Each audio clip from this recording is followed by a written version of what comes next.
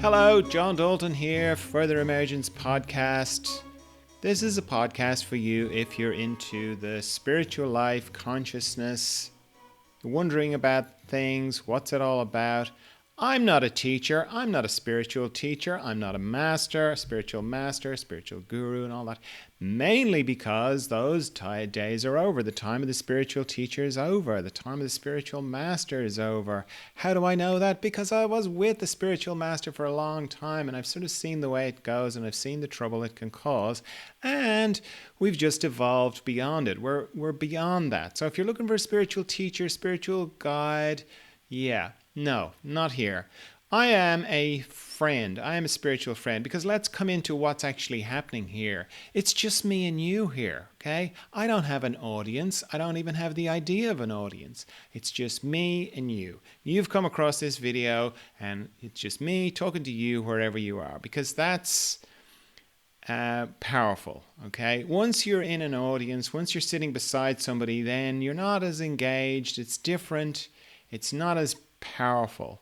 This is powerful because it's just me and you. You know, when people say, I don't know about you, but, well, I truly do not know about you.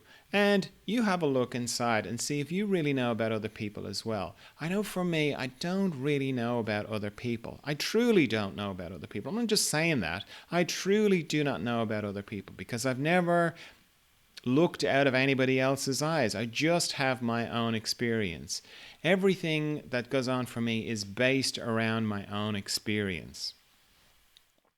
So in your experience, I am guessing, I am imagining, because that's all I can do. I'm not in your body. I am imagining that this is resonating with you. What I'm saying is resonating with you in some way. Some part of you, frontal part of you, will be possibly going, I was just listening to podcasts, or I was just scrolling on YouTube, or I was just on the Instagram or whatever. I just came across this guy. God, why is he, in my face? But another part of you is like, yes. And if you're not getting a yes, go move on. Like, go to the next person until you find what it is that you're looking for. But the thing is, for me, it's really important to acknowledge that you love something. Like, it's really important for me to acknowledge that I love something I can't name, some mysterious thing that I'm just drawn to, and I just keep, my whole life is kind of organized around it. And is that the same for you?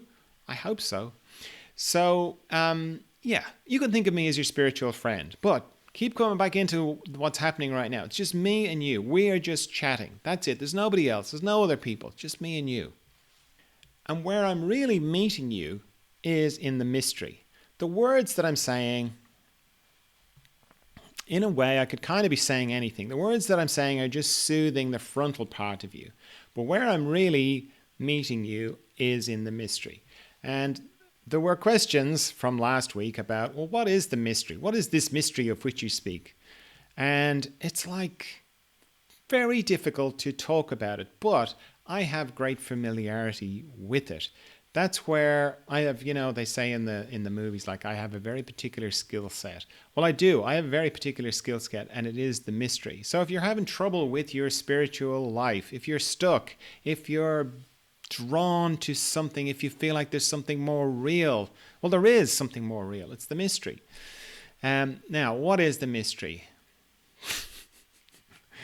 I find it's easier to come at the mystery not directly, but by asking questions about it. Questions like, where was I before I existed? Or like people often wonder about where will I go when I die? And that's a good question, but I wonder about, well, where was I before I existed? Where was I before I existed? Where were you before you existed? There's no answer to that, but my knowledge is that I was in the mystery. Okay, now how do I get to that? Well, where do I go when I go to sleep? Deep, dreamless sleep. Now, I'm not talking about from the external point of view, okay, where you go, well, you're just, resting in your body. No, I'm not talking about that. I'm talking about inside me, my experience, right? So I'm standing here talking to a camera, okay, and I've, got things to do later on today, and I've got a life, and I've got things to worry about, and I've got all this stuff, and it's been going on like that for as long as I can remember, okay? And I think it's all really important. And if somebody threatened my life, I'd be all worried and, oh my God, I don't want to die. And, yet I jump into bed every night and like, oh, I'm so tired. I can't wait to go to sleep. Okay. And what happens when I go to sleep? I start thinking, then thinking turns into dreaming, then dreaming turns into this passage through the psychic world, and then nothing. I just drop out the bottom into deep dreamless sleep. And for whatever number of time, whatever length of time, I'm gone. Now, the further back you get, time gets weird. Okay, but just like, let's say my experience of sleep is not being around for hours, okay? Because when I wake up, it's like if I go to sleep in the dark and I wake up and it's light, it's things have changed in the realm of time, which is where I am in existence. Time has passed, okay? But I didn't register the passage of time. I disappeared. All the precious stuff that I have to do with me, I just disappeared. It was just gone. And that doesn't bother me. Does it bother you? When you go to sleep, are you hanging onto the sheets going, I don't want to stop existing. Oh, I don't want to stop. No. Don't even think about it, okay? So, why isn't that terrifying? Why isn't it terrifying going to sleep, deep dreamless sleep, where I cease to exist? Because, when I'm saying, oh, I'm so tired, I want to go to sleep, you could say, that's another way of saying, oh, I just can't wait to not exist. But we don't think of it like that. I don't think of it like that. So, some part of me knows about that, where I go. Because when I come back from wherever I go to, maybe I don't go anywhere, I feel refreshed. And I could say, oh, it's just because your body rested, whatever. Yeah, but, in the moments when I come back into consciousness, into this consciousness of existence, I feel good. Now, if I've got worries going on, if I've got a thing that I'm worried about, pretty quickly that piles in on top of it. But the initial sense of being is refreshed. So somewhere I know that wherever I go is good. And my knowledge is that where I go to is the mystery. So that's one way I go into the mystery, deep dreamless sleep. And in a way, it's like a drum beat, a repetition every night, every time I go to sleep, into dreamless sleep, is a return, is a remembrance, even though I don't remember. Now, the other way I go into the mystery is more consciously, and I do that through meditation. So when I meditate, you could say I make the same journey. It's slightly different, but it's the same.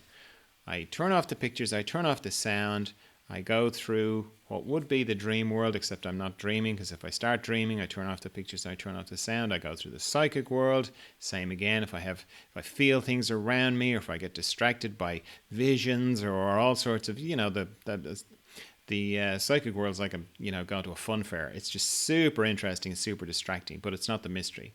I keep going until there's nothing to speak of. There's a sort of presence. And somebody was asking me, well, what is that presence? What's that? What do you mean by presence? I don't really know what I mean by presence, but it's the best word I have for it. It's like it's similar to when I wake up and I'm not fully put everything together yet. I'm just present. It's different to when I'm in the deep dreamless sleep, because I'm not conscious that I'm present. But when I'm meditating, I'm present. So no thoughts, no pictures, no sound. So I've turned off the thinking and I'm just present. in the mystery. So that's going into the mystery consciously. Okay. And then beyond that, then it really is a mystery, you know. So I can only really talk around it. But it's like every big question that I've got ends up in the mystery. Like, who am I? What am I doing here? What is this thing I wake up into every day? You know? Well, I know everyone else is talking about it like they're doing it as well. But really, what's going on here? What is this thing that I look down on with these hands and this, you know, there's this food stuff I put in my mouth and, you know, there's trees, and what is this thing that I've woken up into, that I wake up into every day? You know, the answers to all that are in the mystery.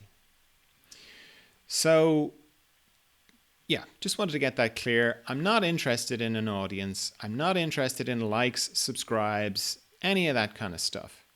A part of me is, of course, but the deeper reason, what's moving me to do this, and beyond no illusion, this is not easy to do, to set up all this stupid equipment that rarely works the way you want it to work, and technical difficulties and so on, okay? It's because I'm moved to do it. So I just do it. I just go along. And what's moving me to do it is I am just doing this for you. For kind of like me in you, or the mystery in you, or the God in you. You know, if this is resonating with you, then you're the person I'm doing it for. And it's just me and you. Okay? So get in touch. Let me know how it's going for you. If you want help if you're stuck with something, if you're stuck with your spiritual life, that's my skill set, okay? That's what I do in the one-to-one work. I meet people behind the scenes. I have this capacity to work behind the scenes and help. I'm much better behind the scenes. These words coming out of my mouth just, they're not great. They don't sound great to me. They're just like, nearly. It's always like, you nearly said it the right way there. You nearly conveyed it. But most of the time, it just feels very clumsy. But behind the scenes, I'm very good. So if you're stuck, if you feel stuck, or you feel like you want to go deeper in this thing that maybe you love too, then get in touch for one-to-one work. It's really helpful. Because when I say it's me and you, behind the scenes, wherever you are listening to this, I'm right beside you. Okay? I don't want to freak you out or anything. I don't mean in a spooky way. But behind the scenes, I'm right beside you. Because I know that from, I work with people all around the world. And it doesn't matter where they are in the world. Because the world is, as I've said, it's an illusion. Behind the scenes, I'm right beside them. And we can do great things together. Okay, let's get on with a quick review of the memes on the Further Emergence Instagram feed. First one is a big photograph of, it's not a big photograph, it's a photograph of a big intersection with cars, it's like a T-junction it's like a crossroads. And then written on the center of it on the road, like where you'd have the road markings, it says, "Remember you're dreaming." I really like that. As soon as I saw it, I didn't make this, but as soon as I saw it, I was like, yes. Wouldn't that be great if we had billboards up all around the place going, "Who are you? What are you doing here? Remember you're dreaming. This isn't real. What's real is what's inside. Love is real. Communication is real." That kind of thing. That'd be great, wouldn't it? That's the sort of thing I would like to have on billboards, And I suppose that's what churches were originally, or those kind of things, was sort of reminders of that there's a deeper reality going on.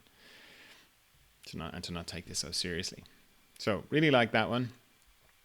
And hey, there's a theme here. I didn't realize it. This one I did write, and it says, "Waking life is an illusion. It's most enjoyable if you take it seriously without believing it's real." And I think that is like, I don't know, it's like if there was an instruction manual for life, that'd be like the first line of it, I think. Waking life is an illusion, but it's most enjoyable if you take it seriously without believing it's real.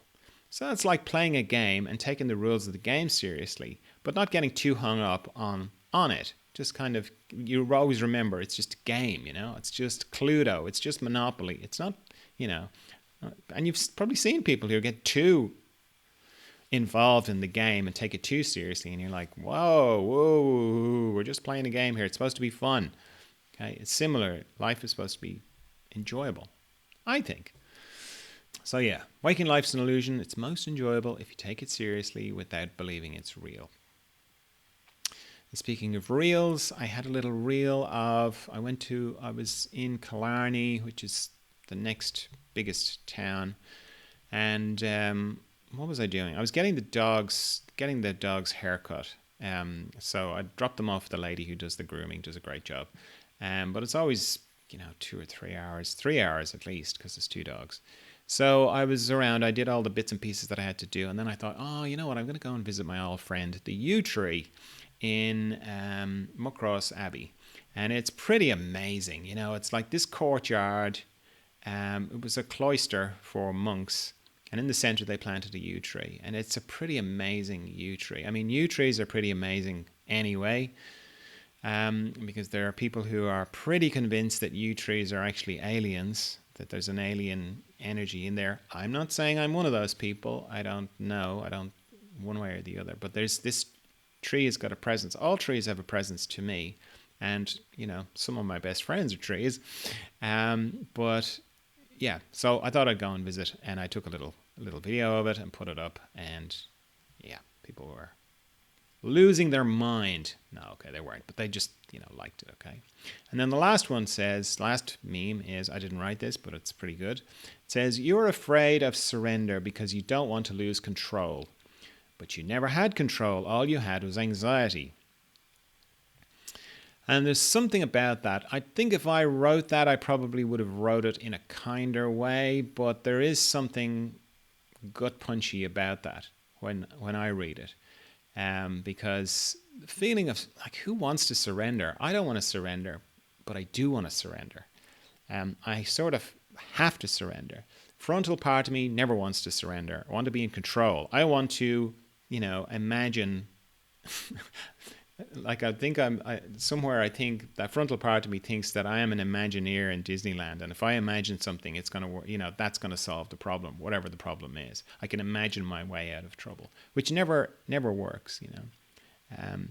It's my mind is great for planning stuff, and for thinking into the future and going, oh, I'll put that thing there. It's great for that kind of thing. But unfortunately, it thinks then it can apply those skills to the bigger things in my life, which it can't do, unfortunately. Just can't do. So that's just a good little reminder of that. You're afraid to surrender because you don't want to lose control, but you never had control because all you had was anxiety. And that is true, because when my mind cannot solve the problems, the imagined problem, the future problem, it gets more and more distressed trying to, and that ends up as anxiety for me. Farm news, nothing major in farm news externally. What I have noticed is more to do with inside me, because with all the things breaking recently, I couldn't figure out what it meant. And then it dawned on me the other day that this is the energy that was around before I got enlightened. And when I realized that, I was kind of excited and terrified at the same time. Because in the tarot cards, this would be the death card, energy. I'm not going to die. I don't mean that well. No, I don't mean in the short term anyway. Because no one dies in the short term. No one even wants to think about dying in the short term. But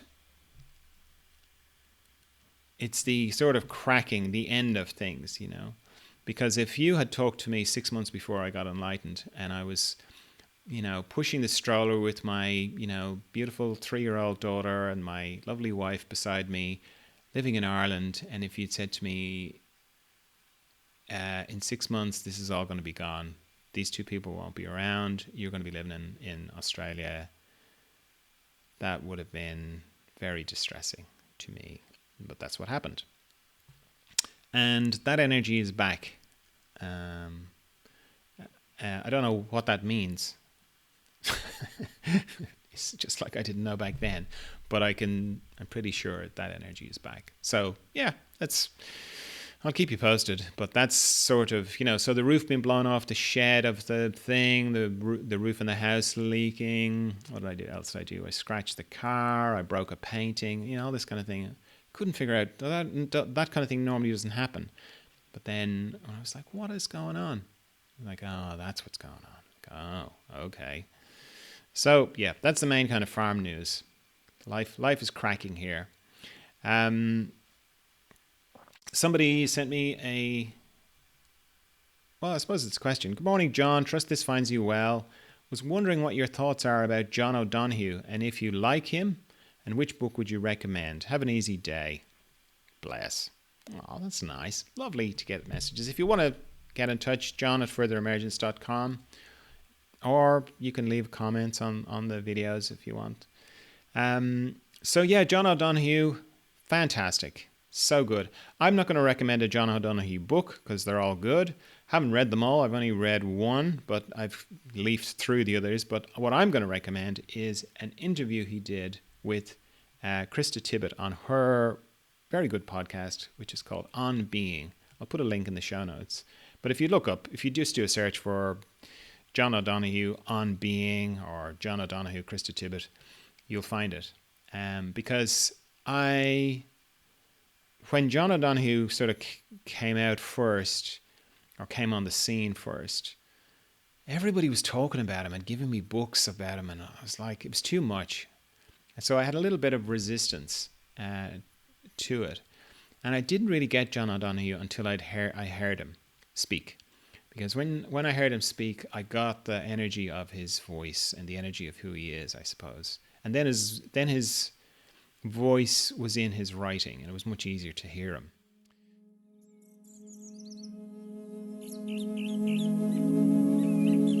This is a poem called Bannacht, which means blessing. On the day when the weight deadens on your shoulders and you stumble, may the clay dance to balance you. And when your eyes freeze behind the grey window and the ghost of loss gets into you, may a flock of colours, indigo, red, green, and azure blue, come to awaken in you a meadow of delight. When the canvas frays and the currach of thought and a stain of ocean blackens beneath you, may there come across the waters a path of yellow moonlight to bring you safely home. May the nourishment of the earth be yours. May the clarity of light be yours. May the fluency of the ocean be yours. May the protection of the ancestors be yours. And so may a slow wind work these words of love around you, an invisible cloak to mind your life. So I'm going to recommend that interview to you. The book I read was Anam Cara, very good. And he totally speaks my language, does John O'Donohue, because he's Irish. He's got that kind of poetic way of things, and he's got a great appreciation of the unseen, and God and the spirit, and yeah, right up my alley. John O'Donohue, very good. It's St. Bridget's Day on Monday, which is St. Bridget is a saint. It's St. Bridget's Day here, and it's like the balancing one of St. Patrick's Day. And it's the first time they've had it. So it's a beautiful thing that they are beginning to honour the feminine here in Ireland with as much, it's not fully there yet, it's like the rest of the world, but it's a beginning. It's beginning to balance that, honouring the feminine, honouring woman. Because St. Bridget predates, like there would have been a pagan version of her who I can't remember the name of, but I've come across it a few times, before St. Bridget, the Christian version. And it's lovely that as a country, we are honouring her as much as we honour, is that what you'd call it, honouring St. Patrick? I don't know. It's kind of an institution now, isn't it? All right, so that's all I have for you this time. Just to reiterate, it's just me and you. You're not part of an audience. It's just me and you having a conversation here. No teaching. No, none of that. Just me and you having a conversation. I've got lots of experience that I'm very happy to share with you. And that's it. All right. Bye.